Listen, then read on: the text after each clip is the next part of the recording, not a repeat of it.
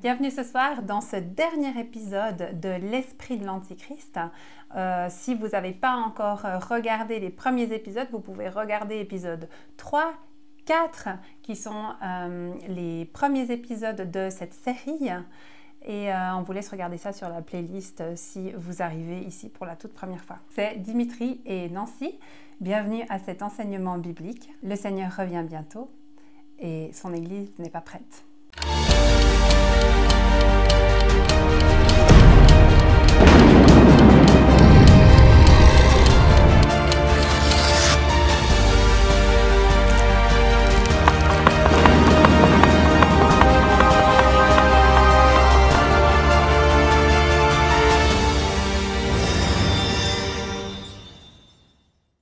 Ce soir, on va parler de l'antisémitisme ou de l'antisionisme.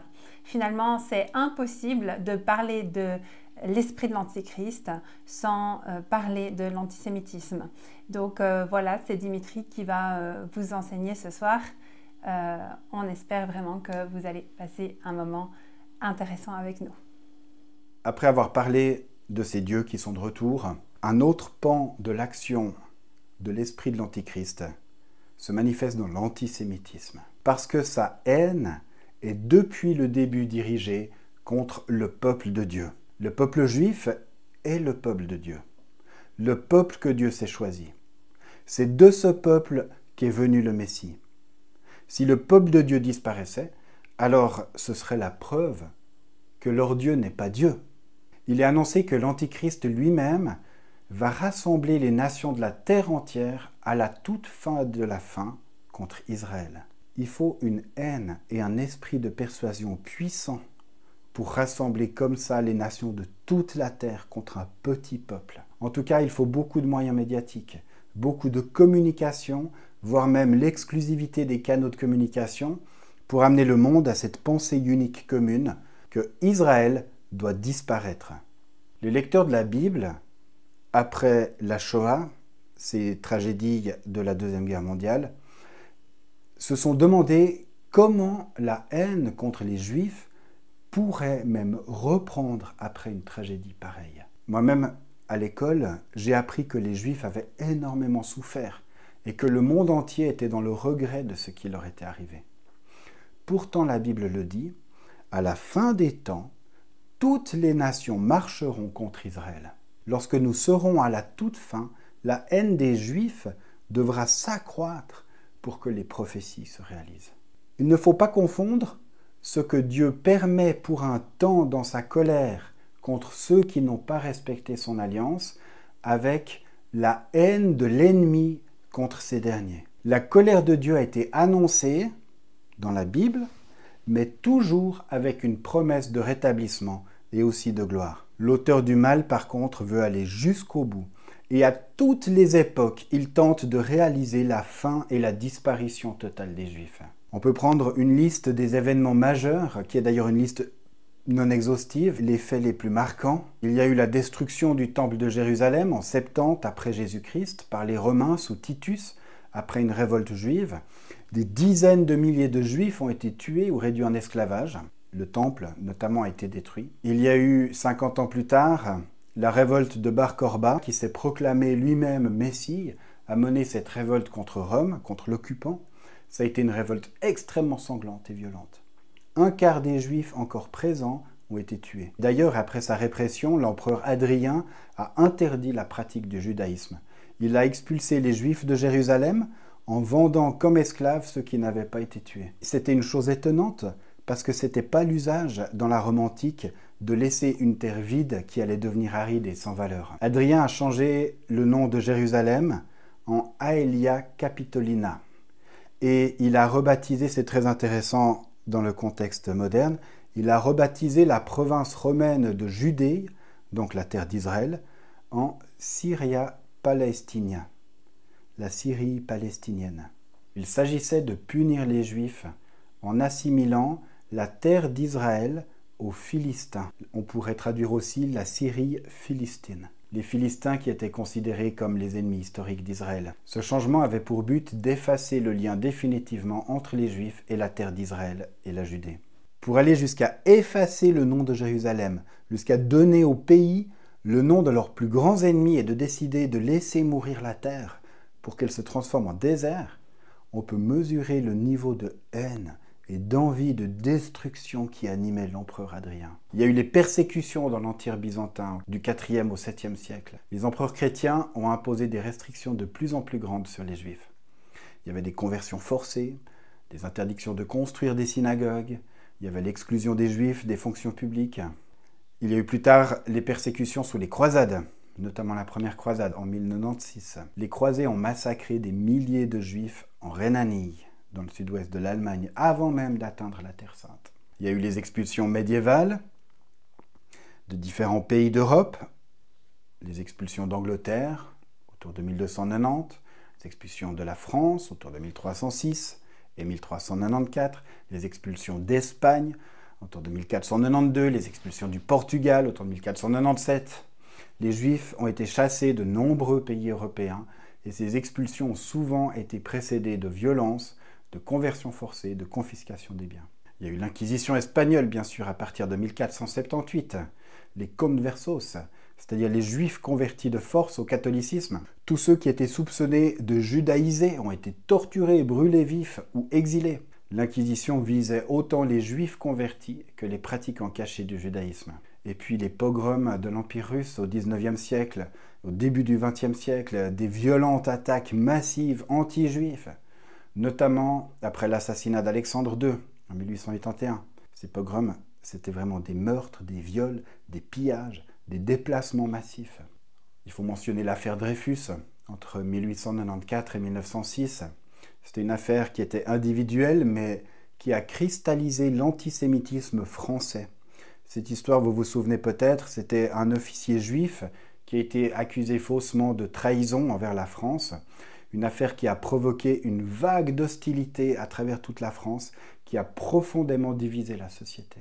Il faut reparler de la Shoah, entre 1941 et 1945, un génocide orchestré par le régime nazi, environ 6 millions de Juifs.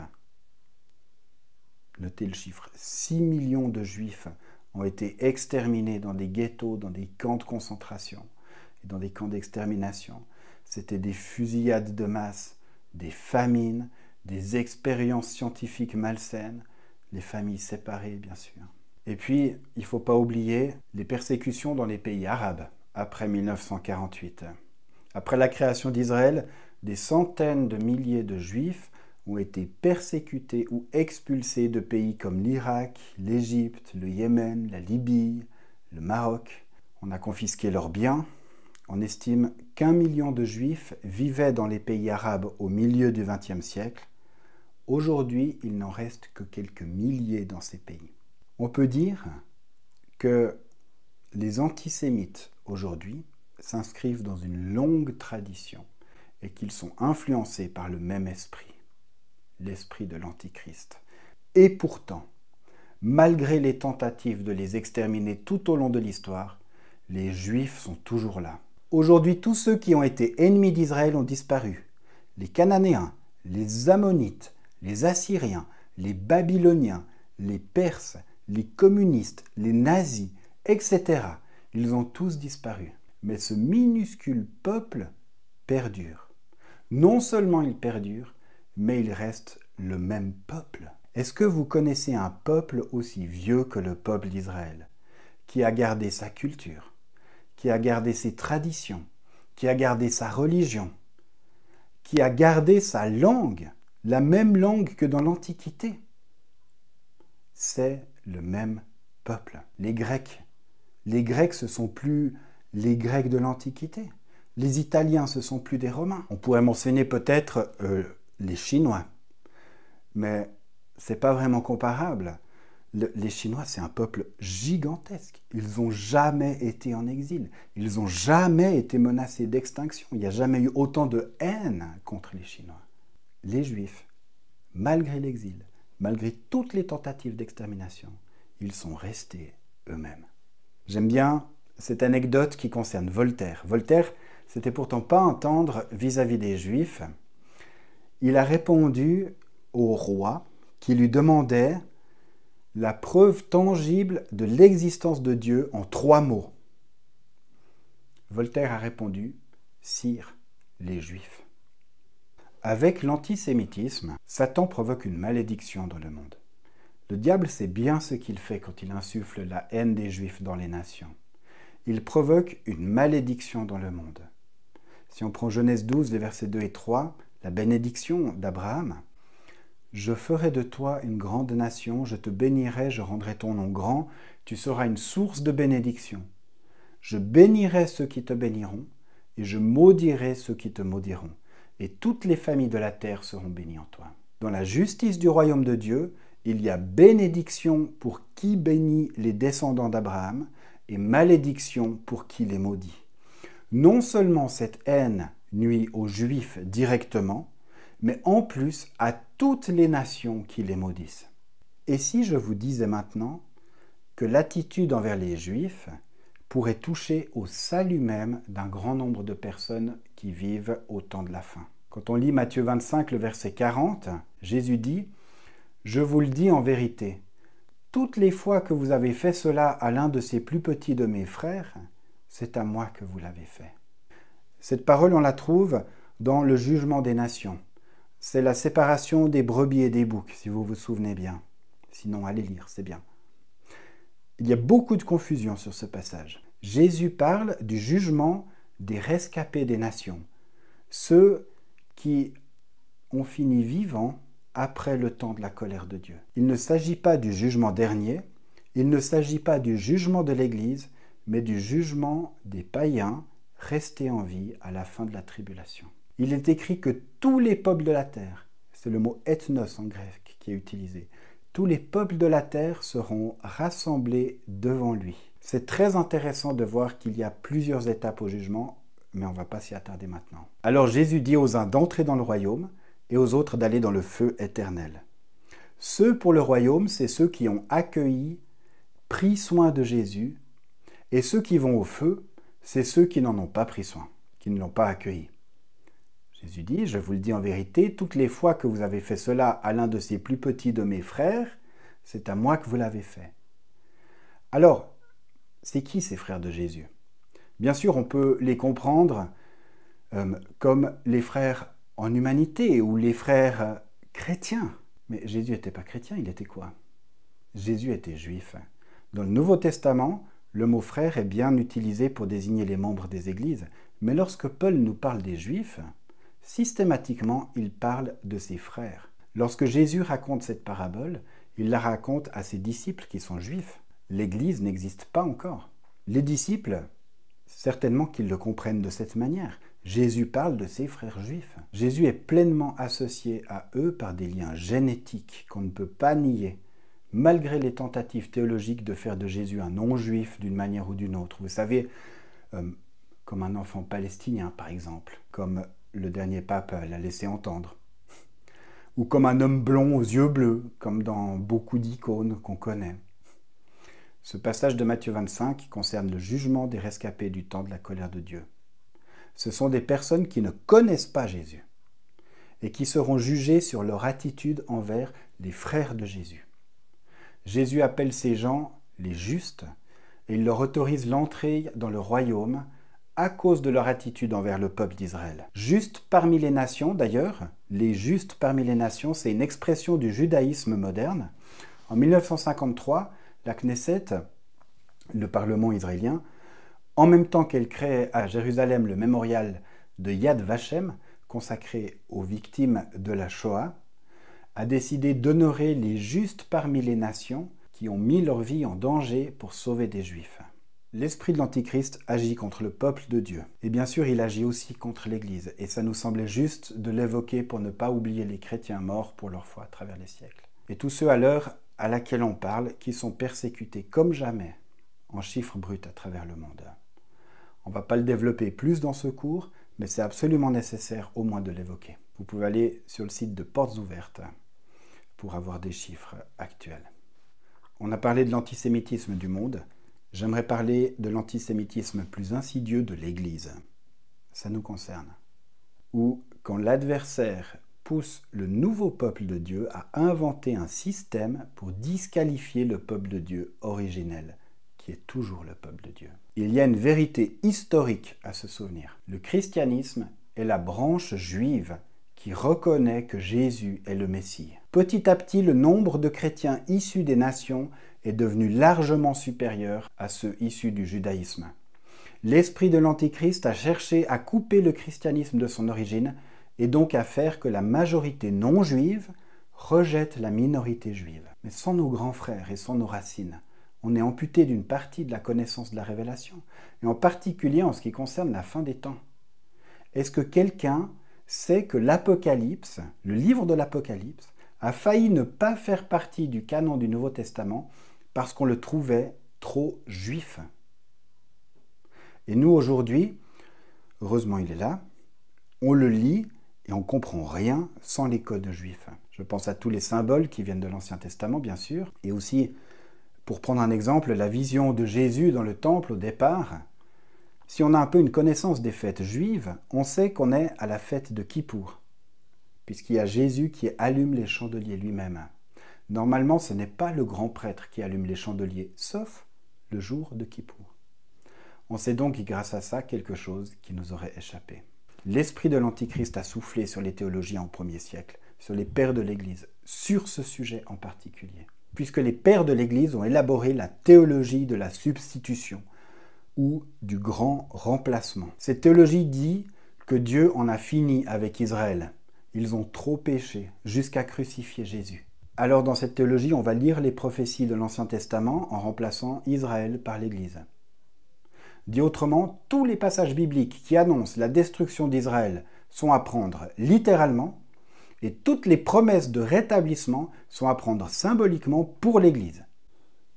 Mais prenez tout ou prenez rien. Notre confession de foi, par exemple, le symbole des apôtres.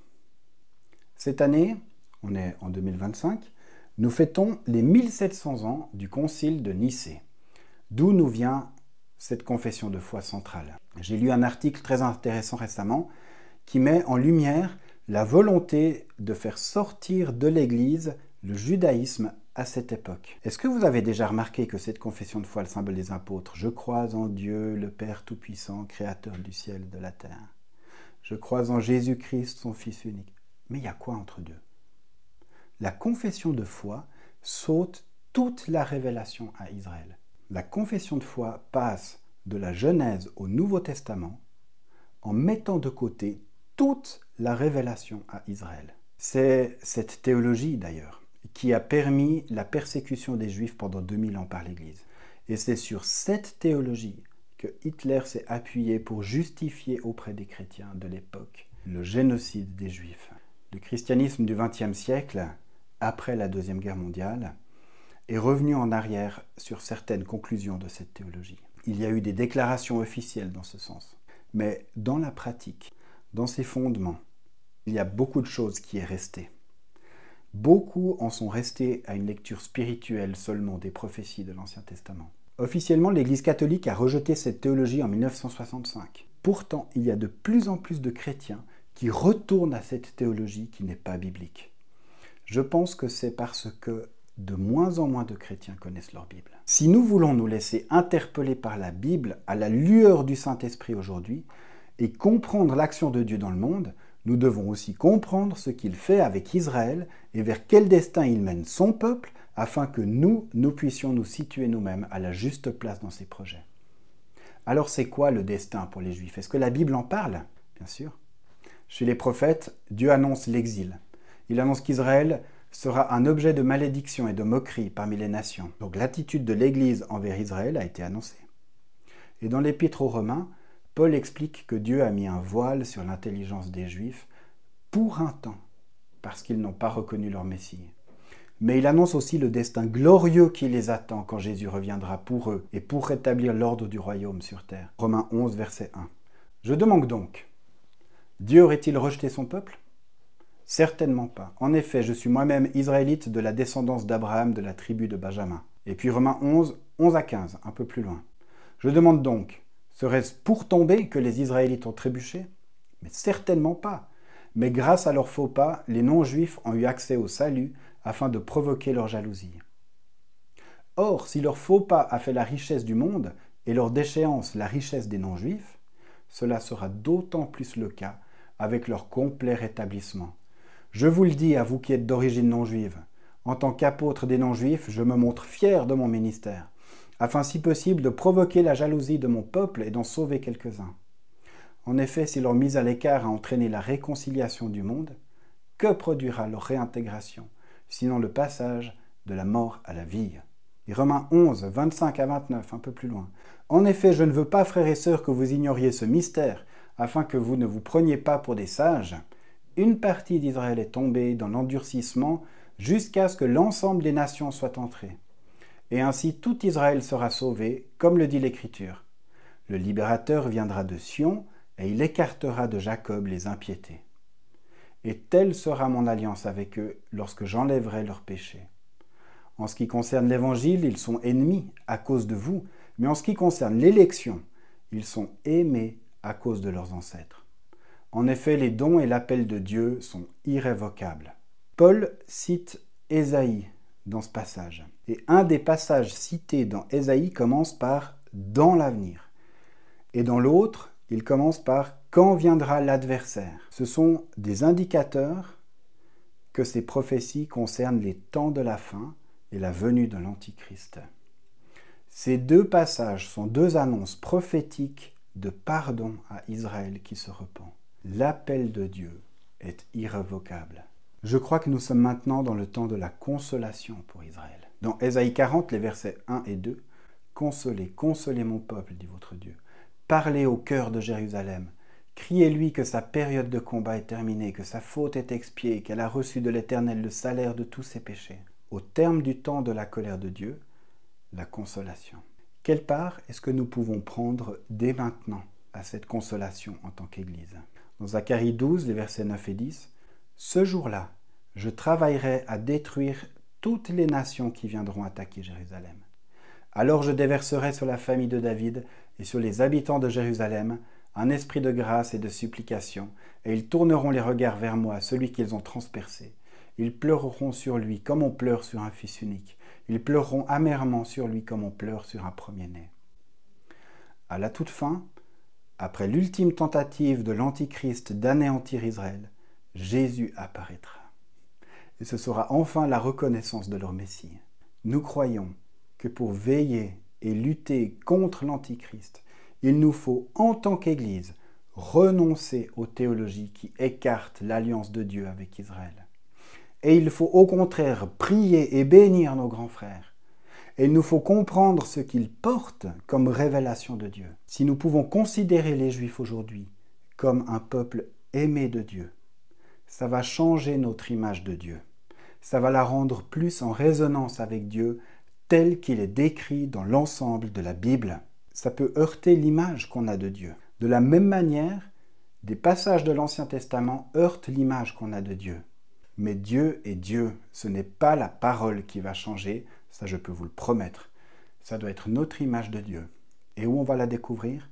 Dans la parole, dans son choix d'un peuple et pas d'un autre, dans ses jugements comme dans ses pardons, dans l'injonction à aimer Dieu, mais aussi à le craindre. La crainte de l'Éternel, c'est le début de la sagesse. Et c'est ainsi que Paul termine ce passage sur le destin d'Israël, Romains 11, les versets 33 et 34. Quelle profondeur ont la richesse, la sagesse et la connaissance de Dieu. Que ses jugements sont insondables et ses voies impénétrables. En effet, qui a connu la pensée du Seigneur ou qui a été son conseiller? J'aimerais aller plus loin encore. Là où l'esprit de l'Antichrist est malin, c'est qu'il permet à beaucoup de gens, notamment des chrétiens, de dire « je ne suis pas antisémite, je suis antisioniste ». En disant ça, ces gens pensent dénoncer la politique d'Israël envers les Palestiniens. Mais en réalité, et avant tout ça, le sionisme, c'est l'espérance des Juifs depuis le premier exil. C'est l'espérance du Messie qui viendra régner depuis Jérusalem, depuis Sion. Sion, c'est Jérusalem, c'est un synonyme dans la Bible. C'était l'espérance de Jésus et des apôtres. C'est aussi l'espérance des chrétiens aujourd'hui, en fait, si on y réfléchit bien. Où est-ce que Jésus doit poser les pieds à son retour déjà? Sur le mont des Oliviers, à Jérusalem. Et ceci d'après Actes 1, 10 à 12, d'après Zacharie 14, 4. Ses pieds se poseront ce jour-là sur le mont des Oliviers qui est vis-à-vis de Jérusalem, du côté est. Le mont des Oliviers se fendra par le milieu, d'est en ouest, et une très grande vallée se formera. Une moitié de la montagne reculera vers le nord et une moitié vers le sud. Et dans le livre des Actes, juste après l'ascension de Jésus, et comme ils avaient les regards fixés vers le ciel pendant qu'ils s'en allaient, 2 hommes habillés de blanc leur apparurent et dirent « Hommes de Galilée, pourquoi restez-vous à regarder le ciel ? Ce Jésus qui a été enlevé au ciel du milieu de vous reviendra de la même manière que vous l'avez vu aller au ciel. » Alors ils retournèrent à Jérusalem, de la colline appelée Mont des Oliviers, qui est près de Jérusalem, à la distance d'1 kilomètre environ. L'esprit du monde, l'esprit de l'Antichrist, nous fait dire dans nos cœurs et dans notre bouche que nous n'avons plus cette espérance. Les mots sont importants. C'est grave parce que c'est une malédiction contre nous et contre notre capacité d'espérer. Il y a plusieurs définitions du sionisme qui courent aujourd'hui.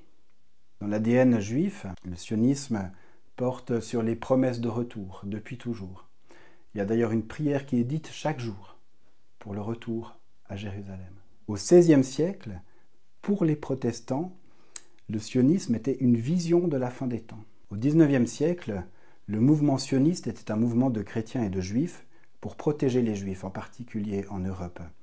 C'était l'idée d'avoir un lieu pour que les juifs puissent aller, un État pour se protéger soi-même. C'est devenu particulièrement concret après l'affaire Dreyfus. Ce mouvement a été adopté ensuite par un grand nombre de juifs qui d'abord n'y croyaient pas trop, et puis, à la surprise de tous, par les Nations Unies, qui ont officiellement accepté l'indépendance de l'État moderne d'Israël le 14 mai 1948. Pour les pays ennemis d'Israël, ceux qui les ont attaqués le lendemain de la création de l'État, le sionisme, c'est un mouvement politique conquérant et envahisseur. Et surtout, Israël, à leurs yeux, a commis un péché impardonnable au vu de l'ordre de conquête venant du Coran. C'est le péché de reprendre des terres déclarées un jour musulmanes.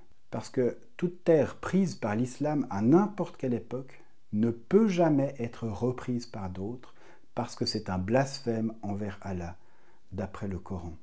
Et ceux qui le font doivent subir le pire châtiment. En ce qui concerne les Palestiniens, on va quand même les évoquer. Les malheureux servent de prétexte acceptable aux yeux du monde au châtiment prescrit par l'islam du Coran. Plus ils sont vus malheureux, et ils le sont réellement, plus la destruction de l'entité sioniste, comme ils appellent Israël, est justifiée. Je ne vais pas entrer dans l'exposition des faits parce que le débat deviendrait politique. Ce n'est pas notre propos. Du coup, dans la compréhension européenne moyenne, aujourd'hui, le sionisme, c'est tout ce qui concerne les violences commises par Israël envers les Palestiniens. Mais cette définition est fausse, en fait, parce que le sionisme, c'est simplement la promesse biblique de Dieu qu'Israël existe en tant que nation sur ces terres. Est-ce que la politique d'un État, telle qu'elle est rapportée chez nous, a le droit de nous faire renoncer à des parties de la Bible? C'est ce qu'essaye de faire le malin en nous faisant déclarer « je suis anti-sioniste » et en nous faisant prendre parti pour ceux qui déclarent officiellement leur volonté de destruction des Juifs et d'Israël. Alors il faut faire très attention quand on lit antisionisme dans les médias. Qui le dit et dans quelle définition? Avec quelle intention? Quand on prend part à une manifestation pro-palestinienne par exemple, quels slogans sont criés et chantés? « Je demande l'intifada ». On voit cette phrase sur des panneaux. Il est crié par les manifestants. Mais je vous rappelle que les intifadas, c'est des attentats au fusil, à la bombe, au couteau, à la voiture, sur des civils. Des chrétiens demanderaient ça parce qu'ils sont contre la politique d'une nation étrangère. Le slogan « De la rivière à la mer », par exemple. C'est un chant qui est repris dans toutes les manifestations. Il demande l'établissement de la Palestine sur tout le territoire d'Israël. Vraiment, on veut qu'Israël n'existe plus du tout en tant que nation, du Jourdain à la Méditerranée. Qu'est-ce que la Bible en dit ? Voilà seulement un exemple parfaitement clair, Jérémie 33, les versets 23 à 26. L'Éternel adressa la parole à Jérémie en ces termes. « N'as-tu pas entendu ce que ce peuple dit? Les 2 familles que l'Éternel avait choisies, il les a rejetées. Ainsi ils méprisent mon peuple, qui à leurs yeux n'est plus une nation. Voici ce que dit l'Éternel. Si je n'ai pas conclu d'alliance avec le jour, et si je n'ai pas fait d'alliance avec la nuit, si je n'ai pas donné des lois au ciel et à la terre, Alors je pourrai rejeter la descendance de Jacob et celle de mon serviteur David et renoncer à prendre l'un de ses descendants pour gouverner les descendants d'Abraham, d'Isaac et de Jacob.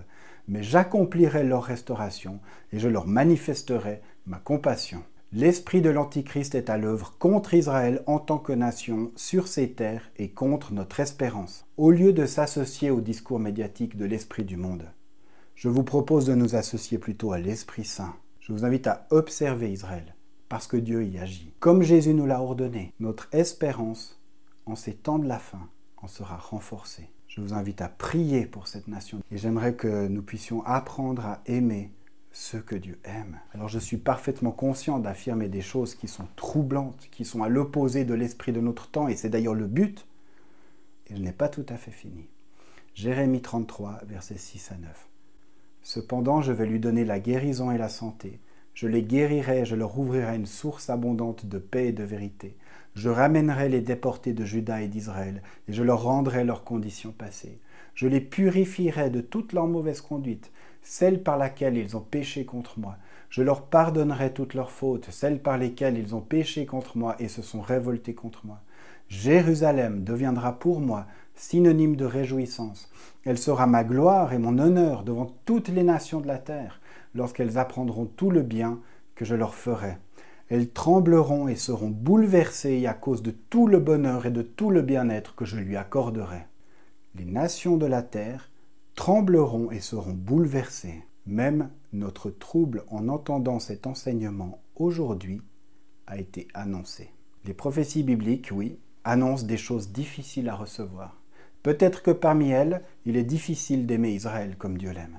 Et pourtant, il y a tellement de bénédictions promises à qui le fait, et tellement de signes à observer qui concernent les derniers temps, en lien avec ce tout petit pays au centre du monde. Et d'après le destin qu'il aurait promis, quand ils auront reconnu le Messie, on sera avec eux, peuple de Dieu, pour l'éternité. Voilà, on arrive à la fin de la série de 3 épisodes consacrés à l'esprit de l'Antichrist, l'antisémitisme ou l'antisionisme.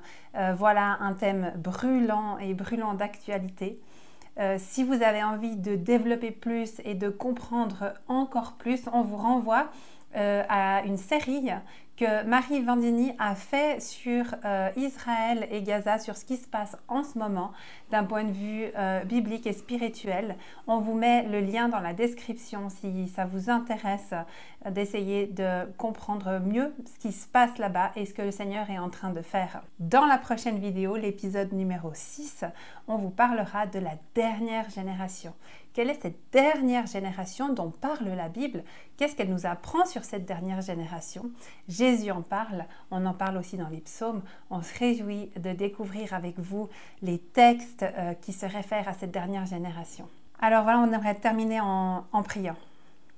Dieu notre Père, nous nous remettons à toi dans notre rapport avec le peuple juif, par rapport à cette nation sur sa terre. Ne laisse pas la place dans nos cœurs pour faire grandir la haine. Nous savons que l'esprit de l'Antichrist va rassembler toutes les nations contre les Juifs. Et on voit déjà les choses qui se passent maintenant. Préserve-nous.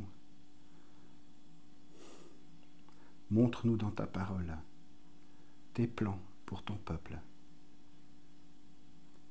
Transforme-nous, fais ton œuvre en nous, pour qu'un amour pour ces hommes et ces femmes que tu as choisis puisse grandir.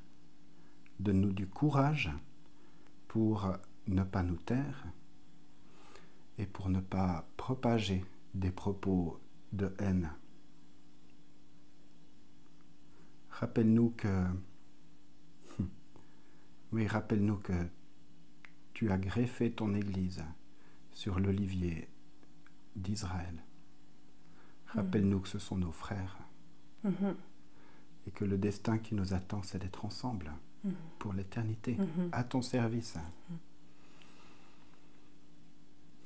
Père, rappelle-nous que ensemble, nous sommes ton peuple, le peuple que tu crées, que tu appelles à être à tes côtés toujours. Alors nous nous remettons à toi. Et nous prions, comme tu nous le demandes dans la Bible, pour la paix de Jérusalem, pour la prunelle de tes yeux, dans le nom de Jésus-Christ. Amen. Amen. Voilà, on vous souhaite une bonne suite de soirée et puis on vous donne rendez-vous pour le prochain épisode.